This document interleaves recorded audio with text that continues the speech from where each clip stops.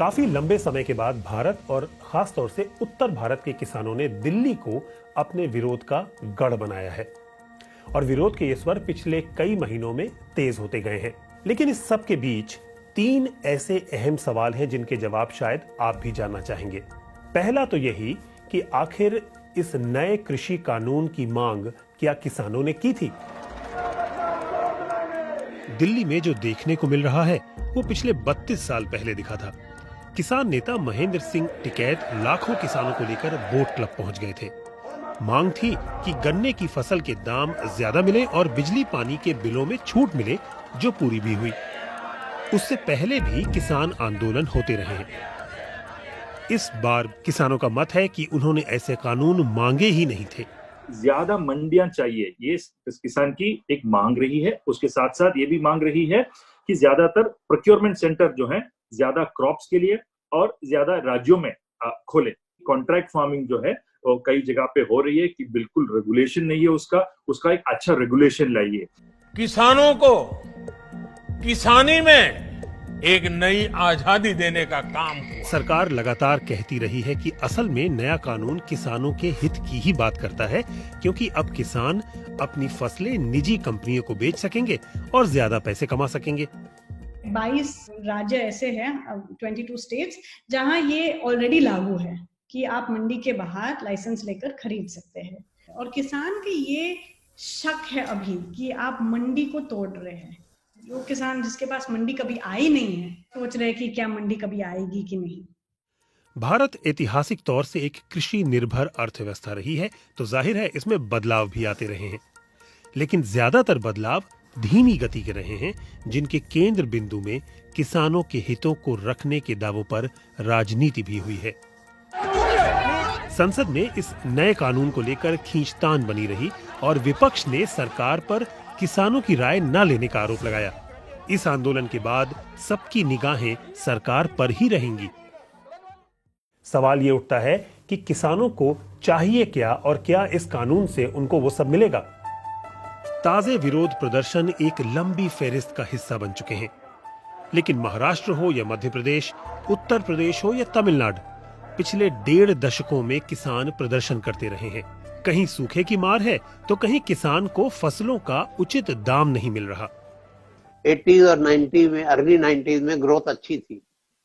6 5-year plan में agriculture growth was 5.7% and GDP growth was 5.3%।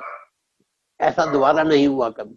और 90s के बाद तो रूरल इंफ्रास्ट्रक्चर में इन्वेस्टमेंट कम हो गई है, जिसकी वजह से एग्रीकल्चर ग्रोथ भी कम हो गई है। 1960 के दशक में शुरू हुई हरित क्रांति का फल अगर 2 दशकों तक दिखा, तो 90 के दशक में कृषि सेक्टर की रफ्तार धीमी हुई। शायद इसीलिए हरित क्रांति के जनक कहे जाने वाले प्रोफेसर स्वामीनाथन की अगुवाई में बनी एक कमेटी ने कुछ अहम सुझाव दिए। फसल उत्पादन कीमत से 50% ज्यादा दाम किसानों को मिले, खेतीहर जमीन और वन भूमि को गैर कृषि उद्देश्यों के लिए कॉर्पोरेट को न दिया जाए, किसानों को कम दामों में क्वालिटी बीज मुहैया कराए जाएं, सरप्लस और इस्तेमाल नहीं हो रही जमीन के टुकड़ों का वितरण किया जाए। किसानों का कहना है कि इनमें से बहुत अभी लागू नहीं हुई हैं, जबकि सरकार कहती है कि खराब मार्केटिंग के चलते किसान को अच्छा दाम नहीं मिल रहा है। इसलिए निजी कंपनियों और स्टोरेज वेयर हाउसेस को लाने से वैल्यू चेन में किसानों का कद बढ़ेगा।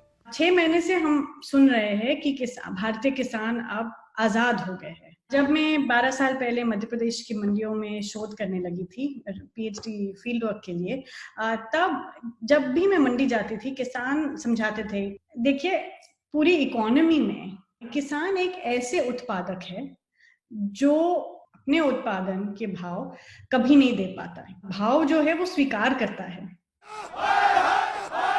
इस बीच जहां कम से कम उत्तर भारत के किसान सरकारी मंडियों और बीच में मौजूद आड़तियों के बने रहने के पक्ष में हैं, नया कानून इस सिस्टम के आगे की बात कर रहा है। जबकि कृषि उत्पाद से कम होती कमाई और खेती में बढ़ती लागत किसानों की परेशानी का सबब बनी हुई है। भारतीय कृषि सेक्टर और उससे जुड़े लोगों की बेहतरी और खुशहाली के लिए आखिर आगे के लिए भविष्य में किस तरीके का सिस्टम होना चाहिए? बढ़ती हुई चुनौती डिमांड से ज्यादा सप्लाई की है। किसानों को अपने उत्पाद के लिए नए बाजार चाहिए। नए कानून में मंडियों का प्रभाव कम करने के पीछे सरकार की शायद यही मंशा है, लेकिन जानकारों का मानना है कि इस प्रक्रिया में एक चीज का अभाव रहा है।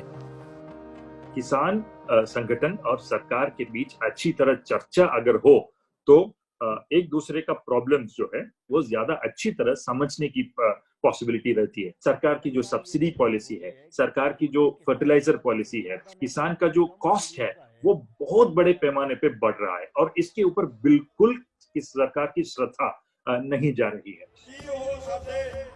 किसान संगठनों का कहना है कि नए कानूनों के बाद उनकी उपज के कम दाम मिलेंगे, जिससे खेती की लागत भी नहीं निकलेगी।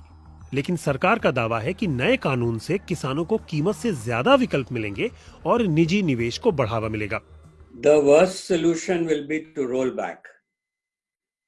वो तो फिर मतलब जो 30 साल का काम है वो खत्म हो जाएगा।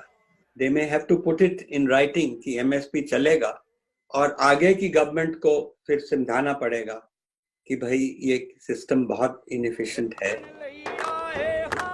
अपनी मांगों पर कौन ज्यादा टिका रहेगा, इसका पता भी चल ही जाएगा। डेवलिन रॉय के साथ नितिन श्रीवास्तव, BBC दिल्ली।